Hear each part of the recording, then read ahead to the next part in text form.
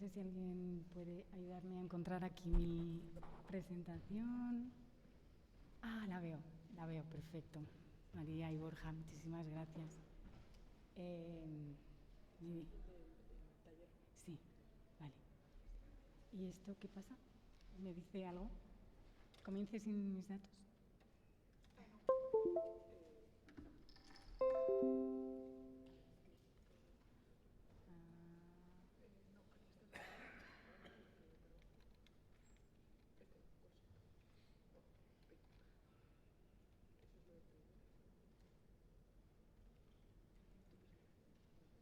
La he encontrado, estaba... Sí, en el escritorio. Sí, si me la encuentras tú, mejor. Bueno, mientras María es tan amable de buscarme mi presentación, que me hace un gran favor, y así aprovechamos el tiempo, para la segunda parte de mi ponencia me gustaría hacer como una especie de workshop, de taller, y para ello necesito contar con al menos 3 arqueólogos. No sé si tengo 3 arqueólogos voluntarios, sin saber muy bien qué vamos a hacer. No veo manos levantadas. Pues necesito 3 arqueólogos, es muy importante para mí. ¿No puedo contar con ningún arqueólogo? Bueno, Arturo, a ti te... Yo no soy arqueólogo. Historiador, tú eres doble... Prefiero llamarme vividor, mejor. Arqueólogo bueno, no. yo a Arturo lo ficho. No. Arqueólogo, historiador. No. Philip, ¿no? Philip, gracias. Y luego necesito... Sí, ese es el workshop. Gracias. Luego necesito 3 historiadores, así que si no tenemos otro historiador voluntario, le pido a Arturo que también haga las funciones, y 3 hebraístas. No sé si tengo 3 hebraístas, tengo nombres conocidos, veo a Javier riéndose, a Ramón, no sé si puedo contar con vosotros. No, 3 hebraístas. No me hagáis esto. Bueno, luego ya veremos cómo sale, pero confío en contar con vuestra participación. Bueno, y sin más,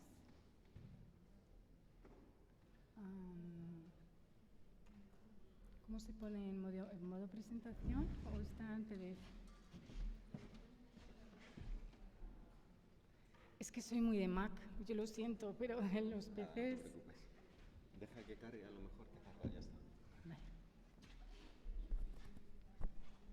Bueno, la verdad es que solo Dios sabe por qué este texto, que ha sido varias veces mencionado a lo largo de toda esta maravillosa iniciativa, desde ya doy los parabienes a la organización y de verdad estoy impresionada, no solo por la forma, sino, o sea, no por el contenido, sino también por la forma. Realmente estoy encantada con ella. Y, como os decía, os voy a tutear. No sé, solo Dios sabe por qué este texto ha llegado hasta mí, porque no me considero ni experta en arqueología, ni en historia, ni siquiera en paleografía, que es un poco las metodologías más importantes a la hora de abordar un texto de estas características. Y aunque no están aquí presentes, voy a dar las gracias a dos personas sin las cuales no habría sido posible realizar el análisis formal de este texto. Dagmara Budziot, no sé pronunciar su nombre, es polaca. Javier igual me puede ayudar. Y mi colega de facultad de la Universidad de Salamanca, Diego Corral. Y sin más, voy a pasar a el protagonista de esta ponencia, que es el supuesto fragmento del Sefer Torah. Como veis ahí, en la tabla de contenidos, tengo previsto dar como una especie de introducción formal al texto, luego hablar del contenido, espero que os guste. Pasaré a hablar de la biografía, si puedo utilizar esto para hablar del fragmento, la biografía del fragmento del Sefer Torah. Y por último, una parte así más práctica que tendrá que ver con las cuestiones metodológicas y las conclusiones. Y finalmente, los agradecimientos. Empezamos por las cuestiones formales. Quizá por mi deformación filológica es algo por lo que solemos empezar, ¿no? Es directamente al texto. ¿Qué vemos en el texto? Lo primero que llama la atención del texto que vamos a ver es su fragmentación y deterioro. Los expertos técnicos que veo aquí del Museo Sefardí seguro que pueden aportar algo también a ello. Vemos el fragmento, es una imagen de no muy buena calidad, pero se ve el fragmento en su totalidad y con la comparación con otro texto en condiciones ideales. Las proporciones, pues bueno, estas 240 por 290. En la reconstrucción supuestamente tendría unas 42 líneas y por tanto los folios también serían largos y estrechos, algo habitual por otra parte en este tipo de textos, como podemos ver aquí, y las piezas unidas. La datación. Hasta ahora los expertos y los estudiosos de este texto que se han acercado a ello, pues lo datan en el siglo XV o XVI. He mantenido esta fecha, pero después yo voy a lanzar una hipótesis, igual es muy de ignorante y muy descabellada, pero también la voy a poner un poquito antes, en el siglo XIV, y cuando lleguemos a ese workshop entenderéis por qué. Bueno, ahí vemos las grafías, ¿no? Estos textos con los que comparo la palabra Elohei, son aproximadamente eso, siglo XV. Como ven, los rasgos son muy parecidos. Otra de las características del fragmento es la distribución atípica del texto. No es exclusivo de este fragmento, sino es una forma atípica en los escritos bíblicos, en los escritos de las Torot o de las Torás. Y parte del fragmento incluye el Shirat Hayam, el cántico del mar, también conocido como Az Yashir. Y bueno, pues la verdad es que algunos autores atribuyen esta forma especial a algunos cánticos, no es exclusivamente esta forma diferente, no es exclusivo de este cántico, podemos encontrarlo en otros dos contextos al menos, uno de ellos pues el cántico de Débora. Como podéis ver, pues mantiene a uno y a otro lado, ¿no? en columnas, en esta Biblia pues, litúrgica preciosa también se puede apreciar, y bueno, he elegido fragmentos en los que sí que se puede apreciar esta forma especial. ¿Qué podemos decir respecto al material? Pues el material es Klav, es un pergamino kasher, apto, especialmente usado por los Sofrim. Aquí tengo que dar las gracias de nuevo a Dagmara por esta imagen que me la proporciona ella, en la que se ve distintos tipos de piel, distintos tipos de pergamino. En concreto, el del fragmento, luego lo veremos, es Gevil. Veremos también las características, se pueden apreciar a los lados pues como un doble cosido. Y como se anunciaba, el Gevil es de las 3 capas que suelen utilizar en estos pergaminos. Este especial se utiliza la capa inmediatamente inferior al cabello y no la parte que más en contacto con la piel. Según algunos expertos, pues sería muy típico de los sofrim, los escribas de la península ibérica. ¿Qué ocurre con este tipo de material? Pues de nuevo los expertos me podéis ilustrar, pero dificulta las correcciones. Cuando se ejercita, los sofrim cuando ejercitan su labor cometen errores. A pesar de todo su cuidado y de toda su preparación, no hay tiempo ni es el lugar, creo, para hablar de la preparación exquisita y, bueno, increíble de los sofrim, de una larga tradición, pero con todo y con eso cometen errores. En este tipo de piel las correcciones se marcan o son muy evidentes, y de hecho este texto, que es del otro fragmento, otro texto que ya ha salido antes, pueden ver esta palabra, la palabra yom, como el escriba ha cometido el error, ha tratado de remediarlo y bueno, se ve muchísimo en el documento. También podemos atribuir algunos de los colores o de los defectos al deterioro y las condiciones en las que ha estado este documento. ¿Era experto este escriba? Bueno, pues una de las preguntas a las que podemos llegar, o que son legítimas, observando la grafía, ¿no?, de este sofer, vemos que las líneas no están como suelen estar alineadas. Vemos aquí como una especie de oscilación, tanto en una como en otra parte, y pues quizá podemos atribuir a una falta de entrenamiento. Los que conocéis más, que yo sé que en esta sala hay gente que conoce muchísimo más de esto, puede confirmar o desdecir esta hipótesis. También podría ser hipotético la herramienta que da lugar a este fragmento. La experta sofera a la que consulté afirmaba o aseguraba que era un cálamo, pero bueno, también podría ser con pluma.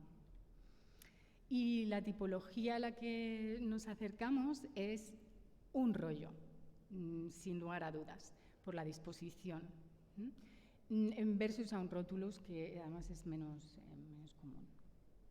común, al menos en época medieval.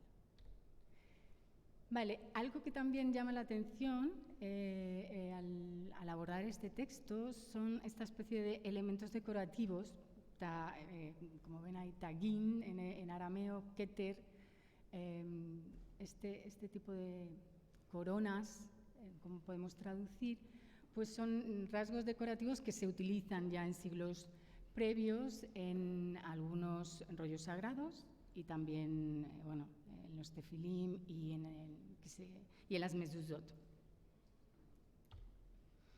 Vamos al contenido. Es muy claro, y además esa disposición nos lleva directamente a este fragmento, a este pasaje de Shemot, de Éxodo. Y aunque algunos expertos previos daban unos versos, observando detenidamente el documento y tratando de reconstruirlo, pues podemos decir con seguridad que se trata de los capítulos o de los versos 14-28 al 16-8. Obviamente en el fragmento no aparece esa separación ni en versos ni en capítulos. Algo interesante es que en ese capítulo intermedio hay un trozo muy grande que falta, falta ese trozo grande. En la parte del taller, si nos da tiempo, podremos comparar, porque intento reconstruir un poco en comparación con ese fragmento. Bueno, para distinguir o separar un poco contenidos dentro de este fragmento,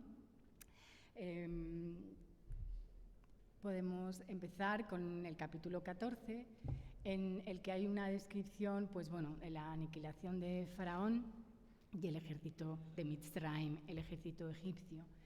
Y también le siguen unos versos que son consecuencias de la gran hazaña divina, fe en su Adonai, en su Dios, Elohim, y en su siervo Moshe, en su siervo Moisés.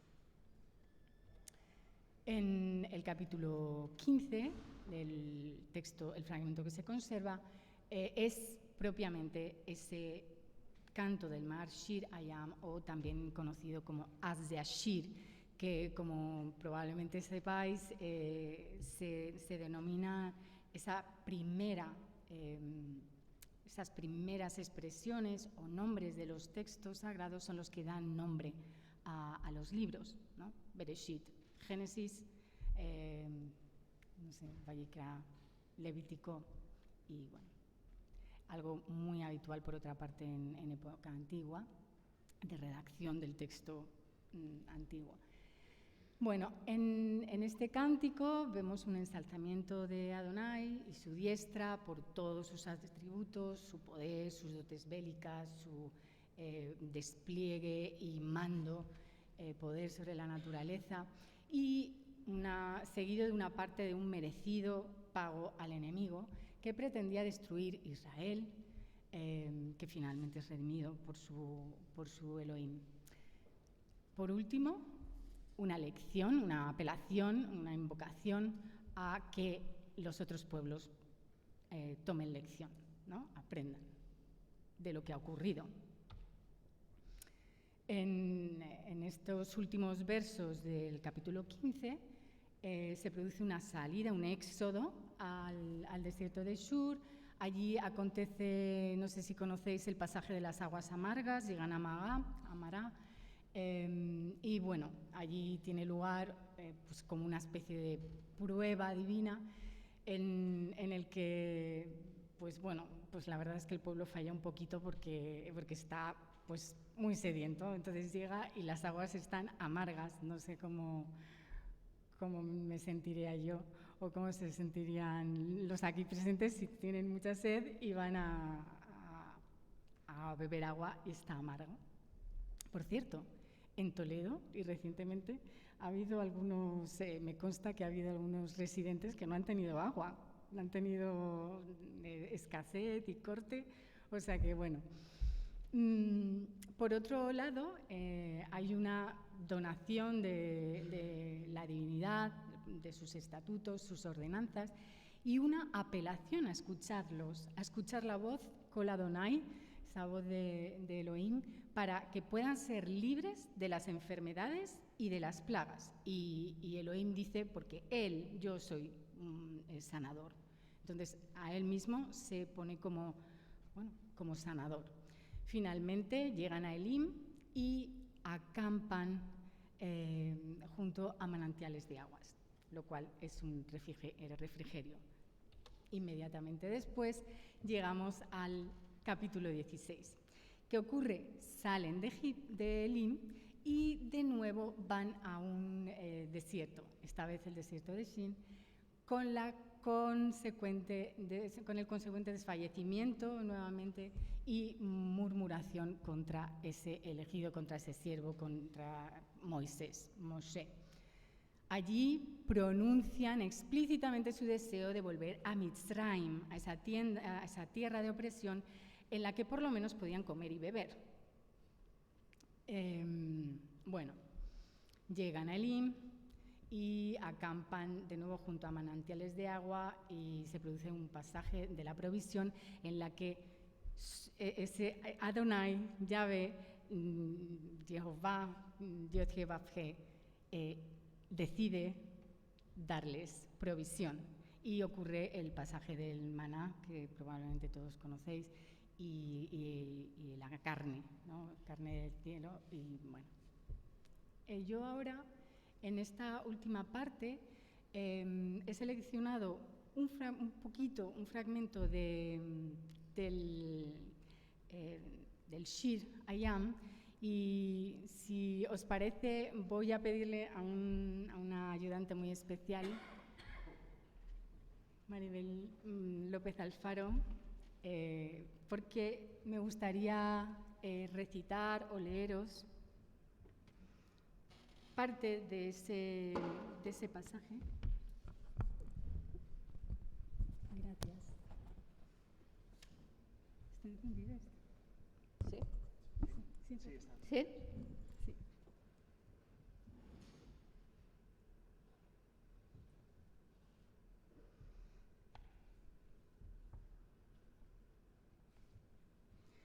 No lo he incluido en el PowerPoint por una razón muy concreta, y es porque en esta era de la tecnología tendemos mucho a echar mano de recursos, ¿no? de las TIC.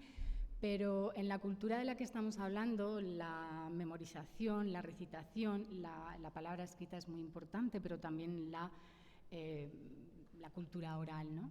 Así que os invito a que cerréis los ojos y escuchéis estos versos sintiendo la melodía. Seguramente aquí habrá gente que sepa hebreo muchísimo mejor que yo.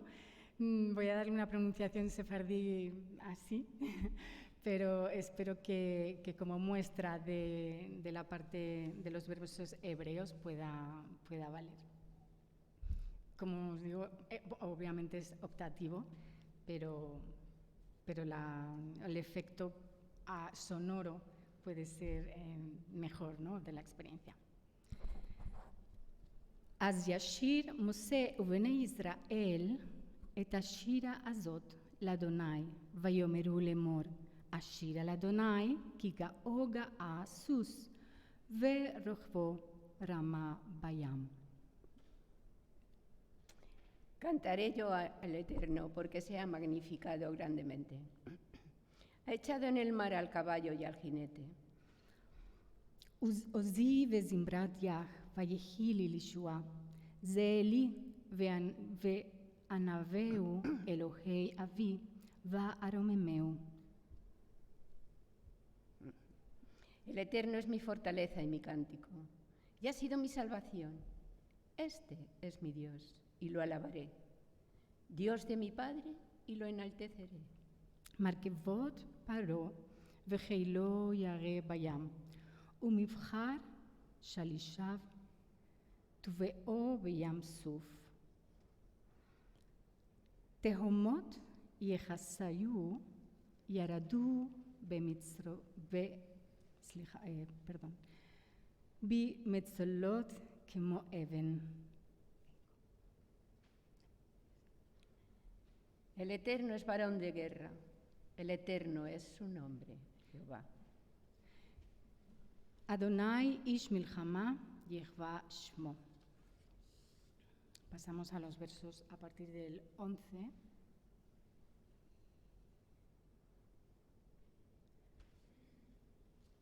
Mi chamocha ba'elim Adonai, mi chamocha nehedar bakodesh, nora teilot oseb fele.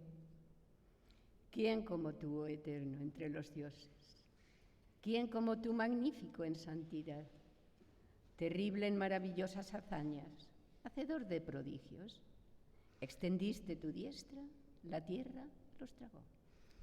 Natita yemineja, tevilaemu eretz. Najita behazdeja, amzu ga'alta. Nealta beozeja, el nave kodsheja. Condujiste en tu misericordia a este pueblo que redimiste. Lo llevaste con tu poder a tu santa morada. Shimuamim yirgazun chil, achaz yoshvei peleshe. Lo oirán los pueblos y temblarán. Se apoderará dolor de la tierra de los filisteos. Az nivalu alufei Edom, eilei Moab, yoachazamu. Raed namagu, kol yoshvei Genaan. Entonces los caudillos de Edom se turbarán. A los valientes de Moab les sobrecogerá temblor. Se acobardarán todos los moradores de Canaán. Y aquí el fragmento vuelve a desaparecer y vuelven los versos a... ya no los tenemos. Gracias, Ima.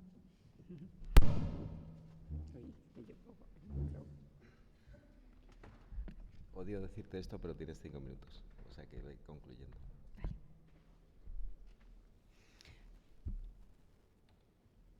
Bueno, pues en 5 minutos, ¿ya han pasado? Sí. ¿Cuánto tiempo? ¿Cómo pasa el tiempo? Lo gestiono fatal, por otro lado. Bueno, pues entonces muy brevemente, igual el workshop tiene que quedar para la biografía histórica del fragmento del Sefer Torah. Ya ha aparecido en varias veces en este congreso. Por supuesto, tiene como protagonista descubridor a Arturo Ruiz Taboada en las obras de excavación de esta calle, la calle Caños del Oro número 3. Tenemos ahí imágenes, diversas publicaciones, exposiciones, tiene lugar escuela de verano que da lugar a esas publicaciones. Y bueno, recientemente, por anclarlo también en algo más actual y por dar un toque que yo creo que también tiene este encuentro, y es pues hacer algo significativo, ¿no? con esos documentos, porque una de las preguntas que igual podemos traer a colación es ¿qué hacemos y para qué queremos conocer, ¿no? estos documentos? Entonces, aprovechando que teníamos todos los eslabones, hicimos una práctica que se llamaba Experimentando la Historia, práctica de campo en el Museo Sefardí y la Judería de Toledo. Por supuesto, Arturo estuvo diciendo sí a todo y colaborando con nosotros, el Museo Sefardí. Estoy encantada de ver aquí a Raquel, a Guille, a Alba, Sonia, no me acuerdo, y a José Redondo, que también nos atendió, Carmen, que también está por aquí. Fue una experiencia fantástica, los estudiantes lo disfrutaron mucho, sobre todo porque vieron que la historia, que la arqueología es real, no es solo algo escrito en los libros. Ese documento, confiemos en que pronto esté en el Museo Sefardí, y de hecho, como proyección cultural futura, me hablaba Arturo de un proyectito para restaurarlo y llevarlo a un lugar digno de este fragmento, que es una exposición, ¿no? Y acceder a ello. Con el permiso del equipazo que tiene Carmen en el Museo Sefardí, bueno, también se ve por aquí a José Redondo, a Almudena, Laura. Llegamos a este workshop y bueno, la verdad es que he sido muy optimista con el tiempo porque pensaba que íbamos a hacer un taller, íbamos a analizar este texto, pero bueno, quizá en el turno de preguntas alguien se anime. Las cuestiones metodológicas, a mi juicio, quedan fuera de toda duda. Después de este taller habríamos visto que una única visión, una única metodología se queda coja, es parcial, y por tanto necesitamos la intervención de distintas disciplinas para poder intentar ser lo más justos posible con esos encuentros, con esos hallazgos, tanto en materialidad arqueológica como en materialidad documental, o no sé, historiografía, documentos historiográficos en general, debate, visión crítica, algo que ya se ha debatido aquí. Y por abreviar, creo que estas también pueden ser las conclusiones, ¿no? O sea, es necesaria la cooperación, colaboración, y sobre todo, pues eso, encuentros como este, pues lo hacen más cerca y más posible. Los agradecimientos a Arturo, a Mara, los organizadores, Carmen y el museo, y bueno, a todos los asistentes, muchas gracias.